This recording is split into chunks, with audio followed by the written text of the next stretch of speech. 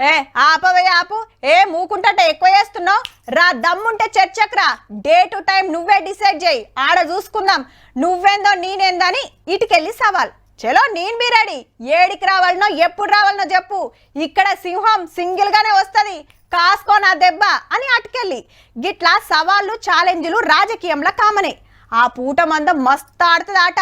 కానీ ఆ సవాల్ మీద నిలబడి పోయేటోళ్ళు ఎందరబ్బా. ఇయాల చూడుర్రి మరి ఏం నడిచిందో.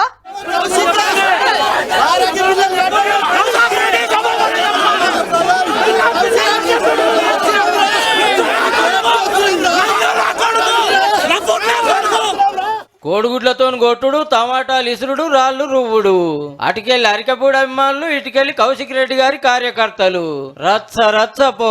అగో బీఆర్ఎస్ ఎమ్మెల్యే ఇంటద్దాలే పలిగినాయి. పిలిచి కొట్టించుకున్నట్టు అయింది. మరి ఇంతకు లొల్లేందంటే పార్టీ మారిన వాళ్ళకి చీరలు గాజులు పంపుతున్నా గాంధీ గారు మా పార్టీలోనే ఉంటే మీ ఇంటికి వచ్చి కండువా కప్పుతా అన్నాడు ఈ సారు. సరే మంచిది రా, ఇంట్లోనే ఉంటా అని ఆ సార్ అన్నాడు. 11 గంటలకే వస్తా అని రాకుంటే చూసి శేర్లింగంపల్లి ఎమ్మెల్యే సార్ కార్లేసుకొని బయలుదేరిండు మాదాపూర్ కు.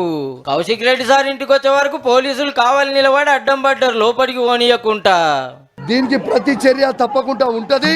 అసలే ఇష్టపెట్టను.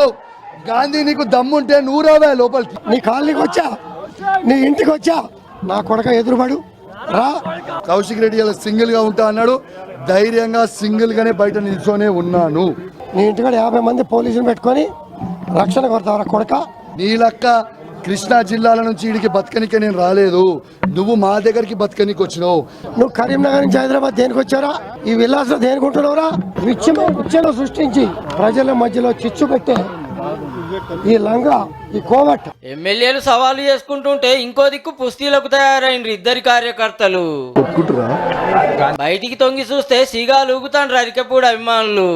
గేట్లు పగలగొట్టి, నా ఇంటి అద్దాలు పగలగొట్టి, నా మీద కత్తులతోని కౌశిక్ రెడ్డిని హత్య చేసే ప్రయత్నం చేస్తా ఉన్నారు.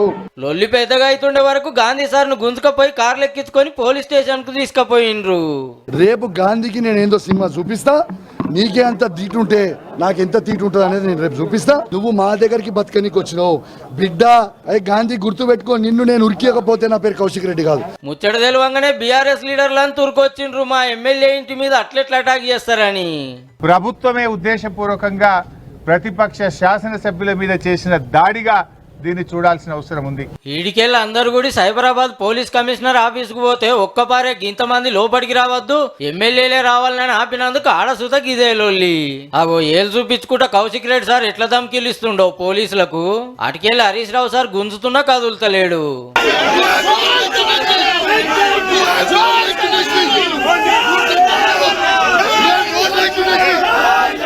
ముఖ్యమైన వాళ్ళు లోపలికి పోయి కంప్లైంట్ ఇచ్చిండ్రు.